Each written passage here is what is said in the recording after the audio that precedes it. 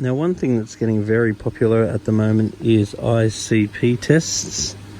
And the ICP tests are basically allowing us to understand a lot more about our aquariums and actually monitor the trace elements that we were previously oblivious to.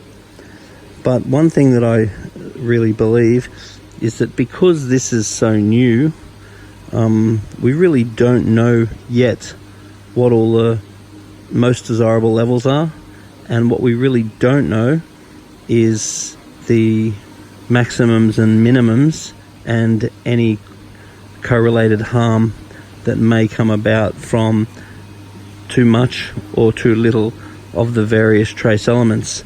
Now, the reason why I say that is that I've sent all sorts of ICP tests in the past and got, say, for example, aluminium levels that are off its head, and the recommended level by the company would be based somewhere around natural seawater. But what we really don't know yet is what level is optimal for the aquarium, and we don't know the effects of the levels being too high or too low. Now, if we look at, for example, calcium, that's a test that we're very familiar with and we understand very well. If we looked at the calcium of natural seawater, that's much lower than we tend to keep the aquarium. So we actually find a better result with elevated calcium levels.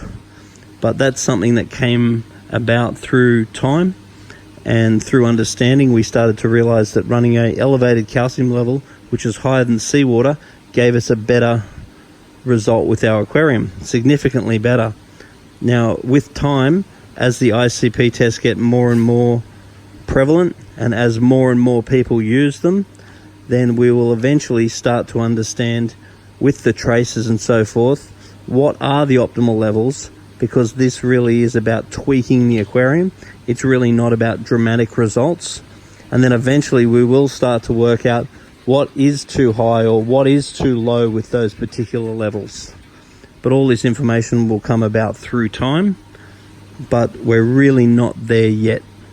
Anyway, if you have any experience with ICP tests, have you got crazy readings that they say is in the red, but your tank has been thriving for a long time? Or what experience have you had with them? Or what advice have you got for us?